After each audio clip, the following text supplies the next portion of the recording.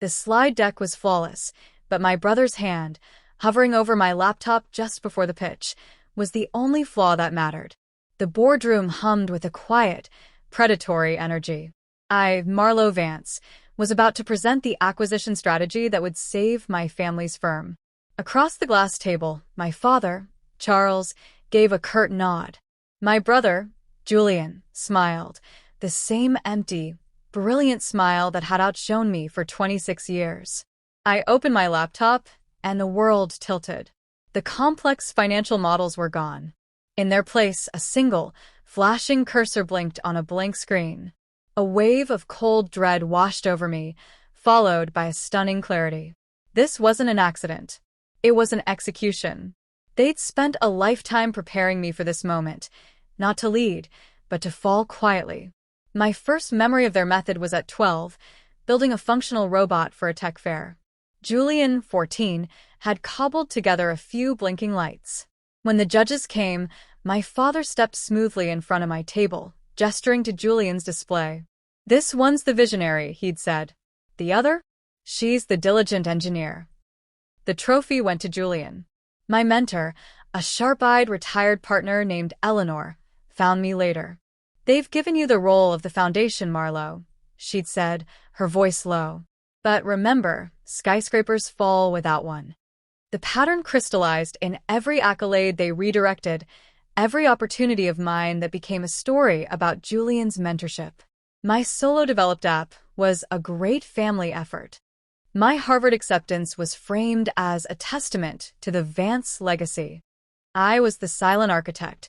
Julian was the public face. This pitch was supposed to be my unmovable claim to a place at the table. Now, with my data vanished, I was set to be the failure who cracked under pressure. My breath steadied.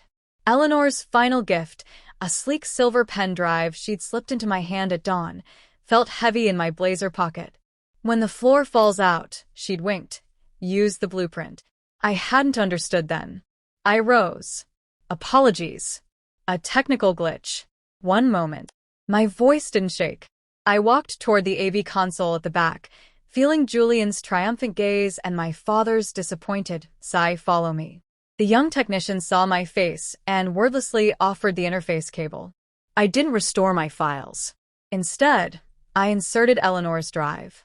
On the main screen, the blank presentation was replaced with a live feed of the boardroom's own security camera, a system I'd quietly upgraded months prior.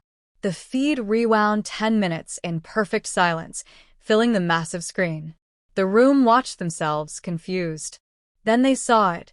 Julian, leaning over my unattended laptop during the pre-meeting coffee break, fingers flying across the keyboard. A quick, malicious transfer of files to his own device, followed by a secure delete command on mine. His face, clear and smug, filled the 4K display. Gasps cut the air. Charles Vance went statue still. "As my files are temporarily unavailable," I said, my voice now amplified and calm. "Let's discuss the real strategy." I clicked to the next file on the drive. It wasn't my financial model. It was a forensic audit of the firm's accounts, of Julian's mismanaged ventures that had created the need for this acquisition in the first place, and of the shell companies he'd used to hide the losses. Lines of embezzlement glowed in red on the screen. "The true acquisition target," I said, "isn't the company on slide 1. It's the integrity of this firm. And the bid starts today." Chaos erupted. Julian shot to his feet, sputtering denials that were drowned out by the roar of shareholders.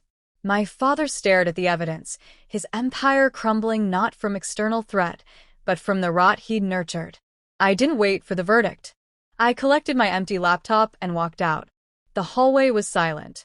The weight of a lifetime of erased work lifted, replaced by the formidable lightness of a future I would now author. Eleanor met me at the elevator, a slow smile spreading across her face. "Good pitch," she said. The elevator doors closed, muffling the chaos. I wasn't the foundation anymore. I was the demolition crew, and the architect of what would rise from the ruins. If you've ever had your work stolen only to build something better from the scraps, tell us how in the comments. Subscribe for more stories about silent victories and spectacular comebacks.